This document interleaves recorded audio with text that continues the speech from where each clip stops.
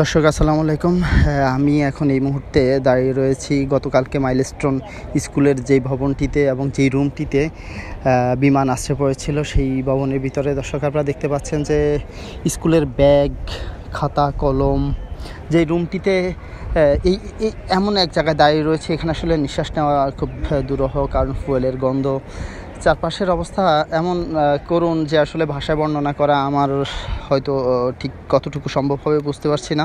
কিন্তু আমরা একটু আপনাদেরকে দেখানোর চেষ্টা করছি। আপনারা দেখতে পাচ্ছেন যে এই স্কুলের ব্যাগগুলো পড়ে রয়েছে, টিফিনের বক্স, টিফিন খুলেছে, হয়তো মুখে দেওয়ার চেষ্টা করছে কিংবা মুখে দিতে পেরেছে। এমন দৃশ্য যে বর্ণনা করাটা আসলেই অসম্ভব। এটা আসলে বর্ণনা করা হয়তো আমি চেষ্টা করলেও হয়তো বর্ণনা করতে পারবো না। আপনারা দেখেন যেই জায়গাটিতে গতকালকে কোমলমতি শিশুরা ছিল, যেখানে তারা ক্লাসের সহপাঠীদের সাথে স্কুল থেকে বের হয়ে যাবে, ব্যাগ গোলাচ্ছিল, ঠিক এমন সময়ই যে বিমানটি এসে আশ্রয় পড়েছে। সেটার আসলে দায় কে নিবে, কতটুকু নিবে, সেটা আসলে দর্শক আমরা আপনাদেরকে আবারও দেখানোর চেষ্টা করছি। আপনারা দেখতে পাচ্ছেন যে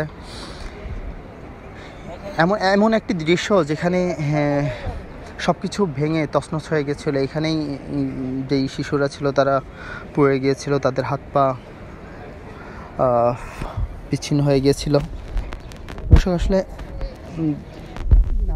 আপনারা হয়তো দেখতে পাচ্ছেন যে এই ভবনটি এখন চূর্ণ বিচ্ছিন্ন, পরিত্যক্ত হয়ে গিয়েছে। এখানেই গতকালকে মাইলস্টোন স্কুলে প্রশিক্ষণ বিমানটি আসছে পরে প্রাণ গিয়েছে, অর্ধ শতাধিক আহত, এক শতাধিক বলা হচ্ছে। সর্বশেষ আসলে সেটা দেখার জন্য আসলে আমাদেরকে অপেক্ষা করতে হবে। তো আমরা আসলে চেষ্টা করছিলাম যে আপনাদেরকে ভিতরের একদম এই মুহূর্তে সিনারিগুলো দেখানোর জন্য।